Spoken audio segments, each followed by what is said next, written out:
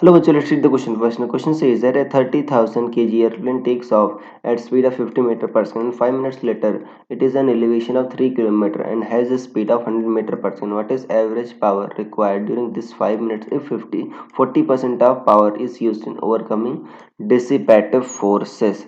So students, पहले आपको समझना होगा की concept क्या यूज हो रहा है.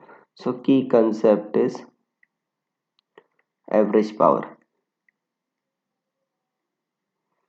देखो जो एवरेज पावर क्या होता है, total work done upon total time taken. P average क्या होगा आपका, टोटल वर्क डन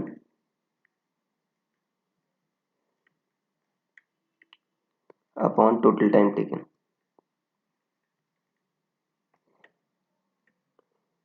ये है बच्चों आपका एवरेज पावर का कंसेप्ट.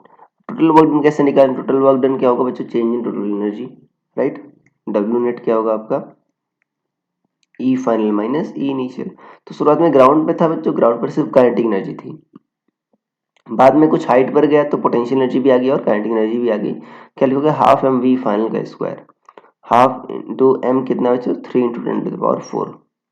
वी फाइनल कितना है आपका, फाइनली 100 मीटर पर सेकंड मतलब 10 to the power 2 का whole square minus half M V initial का square. Half into 3 into 10 to the power 4. V initial कितना है आपका 50 मीटर पर सेकंड, 50 का square plus M G H potential energy.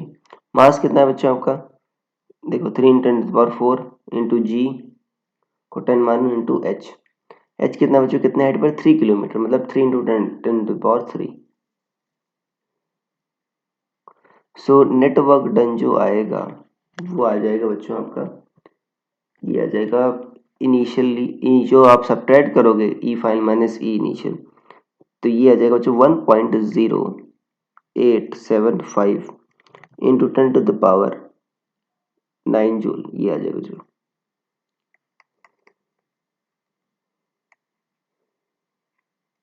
ये देखो यहाँ पर आपका 448 राइट, और 448 समथिंग, और यहाँ पर बच्चों 9 जूल आ जाएगा. ऐड करोगे सब कुछ तो अब ये आ गया. अब बच्चों पावर के लिए क्या होगा, network done upon time. Time कितना ले रहा है बच्चों आपका, 5 मिनट ले रहा है, मतलब 5 इंटू 60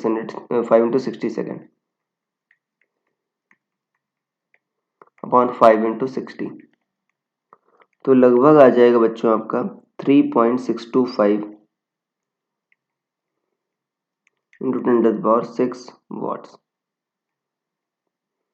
ये आ जा रहा है बच्चों लगभग इतना. तो ये आपका बच्चों, ये जो पावर चाहिए आपको एक्चुअल जो चाहिए, बट यहाँ पर बच्चों इसका 40% आपका यूज हो रहा है डिसिपेटिव फोर्सेस में. सो इसको आप P1 कह दो बच्चों. P1 का 40% यूज हो रहा है डिसिपेटिव फोर्सेस को ओवरकम में. 40% मतलब 40/100 इंटू कितना होगा 3.625 इंटू 10 to the power 6. तो ये आ जाएगा बच्चों 1.45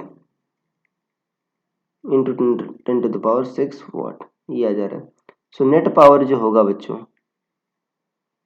पी नेट क्या होगा आपका, P1 प्लस P2, दोनों को ऐड करना पड़ेगा.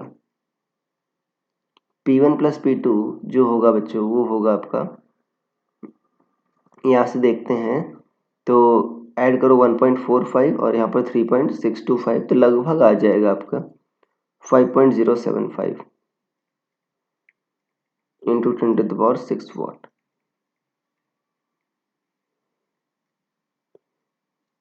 ठीक है, या वॉट्स कह सकते हो बच्चों. तो इतना आपका आंसर होगा. So I hope you understood it well. Best of luck.